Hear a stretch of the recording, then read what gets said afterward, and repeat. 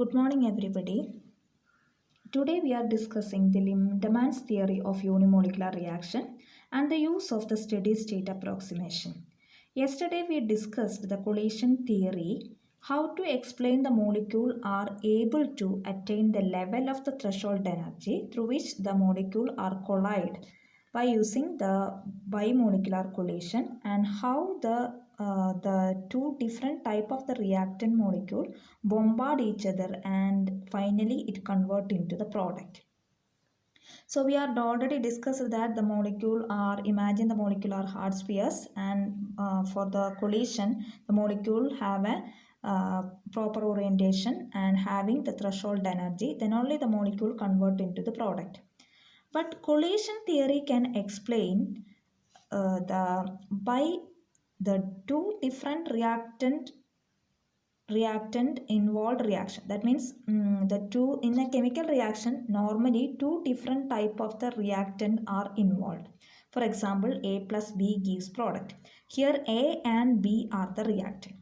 But collision theory explains such type of the two different type of the reactant involved reactions.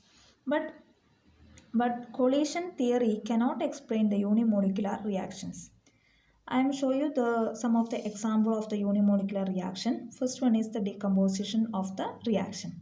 Here I have shown the sodium chloride. It is a unimolecule, but due to the decomposition we will get chlorine and sodium.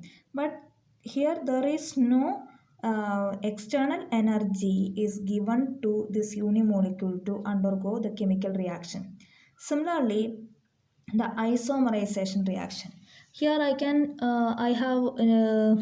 have noticed the two monomer. That means red ball represent the monomer. This monomer bombard each other and finally we will get a dimer. So in this reaction also we have only one type of the molecule is involved in the chemical reaction. So this type of the chemical reaction, unimolecular chemical reaction, are not explained by the collision theory. So this type of the reaction is first explained by the Lindemann and Christiansen in 1922. So according to him, in the unimolecular reaction, there are three steps.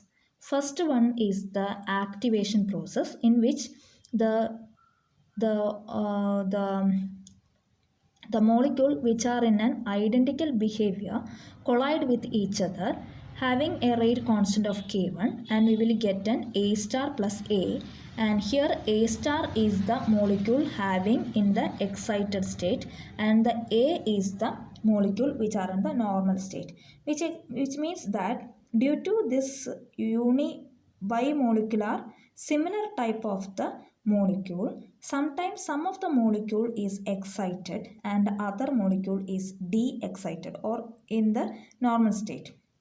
So this excited molecule again bombard with the normal molecule and we will get sometime the both the molecule lose its energy. So this process is known as the deactivation process. So the another step is the third step, in which deactivation process at low pressure. That means sometime this activated molecule slowly converted into the product. So the rate of the first reaction is K1 and the rate of the second reaction is K2 and the rate of the third reaction is K3. So from the step 1 to the step 2, first two reactions are reversible reaction, and the second step or third step is a very slowest step. So the first two steps are reversible and it is a very fast step, and third step is a slower step. So how will you determine the rate of a reaction, this reaction?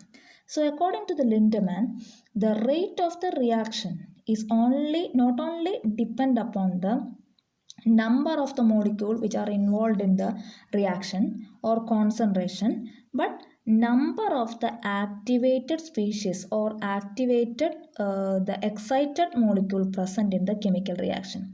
Here actually the unimolecular reaction depend upon the concentration of the activated molecule. So that means which is represented by A star. So the rate of a reaction is equal to dx by dt, that's equal to K into concentration of A to the power A star. Rate is equal to R into K into A star. Now we can apply the steady state approximation. Steady state approximation we have already discussed in the chain reaction in the formation of the HCl. Steady state approximation means the rate of change of the concentration of the reactive intermediate can approximately taken into the zero, because the concentration of the reactive intermediate is readily converted into the product or next belongs to the next step. So that means, so that is the steady state approximation. So this steady state approximation I have shown by using a simple example. Here there is a beaker is there and there is a water. So the first tap, the concentration of the water or the level of the water is constant every time. So the rate of change of the concentration of the water in the beaker is equal to 0. This is the simple example for the steady state approximation. Similarly, the rate of the change of concentration of the A star is constant. A star is equal to 0. So apply the steady state principle. So d by dt of A star concentration is equal to 0. So how will you write the rate of change of concentration of A star? First we have to move into the first step. In the A star is formed in the first step, and in the second step A star is utilized. In the third step A star is also utilized. So in the first step we have to write the rate is K1 into concentration of the A to the power 2 minus K2 into concentration of A star into A, because this is a reversible reaction. In the third step we have to write minus K3 into A star. Thus we can find out that's equal to 0. That means rate of change of concentration of the A is equal to 0 using a steady state approximation. So K1 into concentration of A to the power 2 minus K2 into concentration of A star into concentration of A minus K3 into concentration of A star, that's equal to 0. Then take the A star outside. So we'll get A star into K2 into concentration of A minus K3 into A star into K2 into A minus K3. Then take the K2 and K3 term in the right hand side. So we will get the equation is K1 into concentration of A to the power 2, that's equal to A star into K2 into A plus K3. So if we are taking this term in the denominator, we will get the equation like this. A star is equal to K1 into concentration of A to the power 2 divided by K3 plus K2 into A. This is the Lindemann's equation, Lindemann's theory of unimolecular reaction.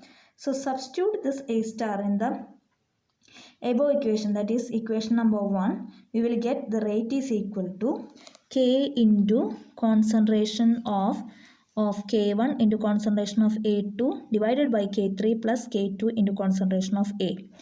Then if we consider the denominator, that is K3 plus K2 into concentration of A, in which if the value of the K3 is very low, we can omit that term. So the equation become K1 into K3 into concentration of A to the power 2 divided by K2 into concentration of A.